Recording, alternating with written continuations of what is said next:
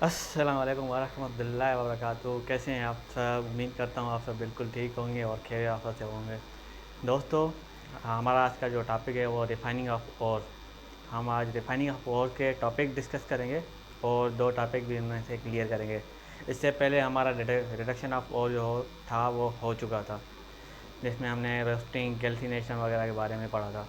तो आज जो हमारा टॉपिक है वो है रिफाइनिंग के रिफाइनिंग ऑफ मेटल। हम रिफाइनिंग ऑफ मेटल कैसे करते हैं और जो हमें रिडक्शन ऑफ, जब रिडक्शन से हमें जो मेटल मिलता है वो कितना प्योर होता है। वो जब रिडक्शन से हमें मेटल मिलता है वो तकरीबन आपका आता है हमारे पास 97.9 समथिंग। सही है। ये हमें आ जाता है रिडक्शन। जब रिडक्शन ऑफ ओर होता है ना, तो इतना हमारे पास तो ये मिल गया 97 पॉइंट। सही है, 97 पॉइंट।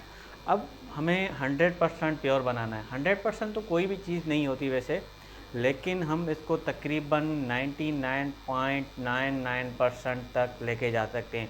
अब 99.99% तक हम कैसे लेके जा सकते हैं, अब मैं इसके बारे में हम डिस्कस करेंगे। इसमें ना प्रोसेस आते हैं कुछ अपना रिफाइनिंग ऑफ ओर में। रिफाइनिंग ऑफ ओर बेसिकली ये है क्या? रिफाइनिंग ऑफ ओर में हम क्रूड मेटल को मेटल में कन्वर्ट करते हैं। रिफाइनिंग ऑफ ओर क्या होता है, इसमें जो क्रूड मेटल हमें मिलता है ना, उसको क्रूड मेटल को हम प्योर मेटल में कन्वर्ट करते हैं। अब कैसे कन्वर्ट करते हैं? इसमें 5 प्रोसेस आते हैं। सबसे पहले आपका लिक्विफिकेशन आता है, उसके बाद डिस्टिलेशन आता है, उसके बाद इलेक्ट्रोलाइसिस आता है, ठीक है। उसके बाद जोन इलेक्ट्रोलिटिक रिफाइनिंग आती है, उसके बाद जोन रिफाइनिंग आती है, उसके बाद ये वेपर रिफाइनिंग आती है, ठीक है। 5 प्रोसेस आते हैं रिफाइनिंग ऑफ ओर में। कौन कौन से आते हैं? आपका लिक्विफिकेशन, डिस्टिलेशन, वेपर वेपर आपका अपना रिफाइनिंग, जोन रिफाइनिंग एंड इलेक्ट्रोइलेक्ट्रिक। अब बात यह है कि अब सबसे पहले जो हम प्रोसेस करेंगे लिक्विफिकेशन। अब लिक्विफिकेशन जब करेंगे वो कौन से मेटल की करेंगे? चलो ठीक है, लिक्विफिकेशन जो करेंगे वो क्या वो हाई टेम्परेचर पे करेंगे, क्या वो लो टेम्परेचर पे करेंगे? उनमें कौन से मेटल हम कर सकते हैं, कौन से नहीं कर सकते हैं, तो आज हम डिस्कस करेंगे। सही है। लिक्विफिकेशन सबसे पहले तो आपकी ये रिवर्बरेटिव फर्नेस में की जाती है। सही है। कहाँ पे की जाती है? ये रिवर्बरेटिव फर्नेस में की जाती है आपकी ये लिक्विफिकेशन। अब लिक्विफिकेशन में कौन से मेटल होते हैं जिसकी मतलब के use for having low melting point? सही है। जिस भी मेटल की अपना जो भी हमें क्रूड मेटल मिला हुआ है ना, उसकी अगर लो मेल्टिंग अपना मेल्टिंग पॉइंट होगी ना, उसकी हम लिक्विफिकेशन करेंगे और उसको हम प्योर बना सकेंगे। अगर उसका हाई टेम्परेचर होगा तो वो हमें नहीं, हम उसको रिफाइनिंग नहीं कर पाएंगे। उसके बाद उसके दूसरे अपना प्रोसेस होते हैं। तो अब ये जो आपका हमें लिक्विफिकेशन है उसमें लो मेल्टिंग पॉइंट होगा। और ये किस में अपना मेटल, कौन से मेटल के लिए कर सकते हैं? सबसे पहले मैं अपना टिन, लेड एंड बिस्मथ। इसकी जो मेल्टिंग पॉइंट है ना, टिन, लेड और बिस्मथ, ये जो लिखे हैं टिन, लेड और बिस्मथ, इनकी मेल्टिंग पॉइंट लो है। तो हमें इनमें जो इम्प्योर मेटल होता है उनकी अपना मेल्टिंग पॉइंट हाई होती है। तो बेसिकली करते क्या हैं इसमें अपना, अब ये प्रोसेस इसमें होता है, ठीक है।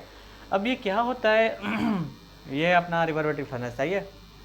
अब ये क्या होता है इसमें, इसके ऊपर होता है, ये ऊपर आता है आपका, सही है, जिसमें हम इम्प्योर मेटल अपना डालते हैं। अब ये क्या करेगा, ये इम्प्योर मेटल जब डालते हैं उसके बाद ये यहाँ से स्लिपरी, ये इसकी अपना ये पाइप होता है, स्लिपरी जगह होती है, सही है। यहाँ पे हम नीचे से इसको क्या करेंगे, हीट करेंगे। नीचे से तकरीबन इसका टेम्परेचर तो फिक्स नहीं होता, अपना टेम्परेचर के हिसाब से वो देख के हम करते हैं, सही है। इसमें हम टेम्परेचर देंगे। जो प्योर मेटल होगा ना वो आपका ये ड्रेन आउट होके यहाँ पे आके मिलेगा, सही है। जो इम्प्योर मेटल होगा वो यहाँ पे हमें अपना यहाँ पे मिल जाएगा। अब ये यहाँ पे कैसे मिल रहा है? क्योंकि हमने बात की ना, जिसकी अपना हमारे पास कोई भी अपना क्रूड मेटल है, सही है, ये क्रूड मेटल है, इसकी मेल्टिंग पॉइंट जो है वो, इसमें जो हमें क्रूड मेटल है उसकी मेल्टिंग पॉइंट लो है, लेकिन जो इसमें इम्प्योरिटीज़ है ना, इम्प्योरिटीज़ की मेल्टिंग पॉइंट हाई है। तो जैसे यहाँ पे हीट होगा, ये हीट होके अपना जो प्योर मेटल है ना वो ड्रेन होके यहाँ पे आएगा, जो इम्प्योर मेटल है वो यहाँ पे स्टक हो जाएगा। तो ये होता है लिक्विफिकेशन। लिक्विफिकेशन में क्या होता है, यहाँ से इम्प्योर मेटल आपका आता है इस जगह से, सही है। इम्प्योर मेटल आपका यहाँ से आएगा और ये एक अपना स्लिपरी अपना जगह होती है, पाइप होता है। इससे क्या होगा, ये यहाँ पे आपकी हीट जो है, यहाँ पे हम हीट को हीट देंगे, इम्प्योर मेटल यहाँ पे तक हो जाएगा। जो प्योर मेटल होगा वो ड्रेन होके यहाँ पे आ जाएगा। इम्प्योरिटी लेफ्ट बिहाइंड इट, यहाँ पे इम्प्योरिटी अपना हमें हासिल हो जाएंगे और ये प्योर मेटल ये हमें मिल जाएगा। ये इसको हम हीट देते हैं, सही है। ये आपका आ गया लिक्विफिकेशन। लिक्विफिकेशन में फिर से बता रहा हूँ, इसमें जो आपका लेड, अपना टिन एंड बिस्मथ, ये जो मेटल है ना लो मेल्टिंग पॉइंट के, वो हम यूज़ करते हैं, सही है। लिक्विफिकेशन में वो प्योर मेटल प्योर हो जाते हैं। तो यहाँ पे जो हमें ये मेटल मिलेगा तकरीबन 99.99% ये आपका क्या होगा, ये आपका प्योर होगा, सही है। ये आपका हो गया लिक्विफिकेशन। अब बात करते हैं डिस्टिलेशन के। डिस्टिलेशन क्या है दोस्तों? डिस्टिलेशन में भी हमें जो लो अपना बॉइलिंग पॉइंट के होते हैं ना, वो होता है। यहाँ पे क्या था, लो मेल्टिंग पॉइंट थी। डिस्टिलेशन में लो बॉइलिंग पॉइंट होता है। वैसे डिस्टिलेशन तो दो टाइप की होती है, एक फ्रैक्शनल डिस्टिलेशन होती है और ये डिस्टिलेशन होती है। जो फ्रैक्शनल डिस्टिलेशन होती है ना, वो लिक्विड के लिए हम करते हैं, लेकिन ये जो जनरल डिस्टिलेशन होती है ना, वो मेटल के लिए अब की जाती है। अब जो फ्रैक्शन डिस्टिलेशन करते हैं, वो आपको ऐसे इन्फॉर्मेशन के लिए बता रहा हूँ। उसमें तकरीबन 25 डिग्री तक वो डिफरेंस होता है लिक्विड टू लिक्विड का, सही है। अब ये हम डिस्कस करेंगे मेटल के बारे में कैसे करते हैं। कि जो डिस्टिलेशन प्रोसेस ना, जो हमें मेटल है लाइक जिंक आपका हो गया, मरकरी हो गया या कैडमियम हो गया, इसकी बॉइलिंग पॉइंट आपकी लो है, सही है। इसमें जो इम्प्योरिटीज़ होती है ना, उसकी बॉइलिंग पॉइंट हाई है।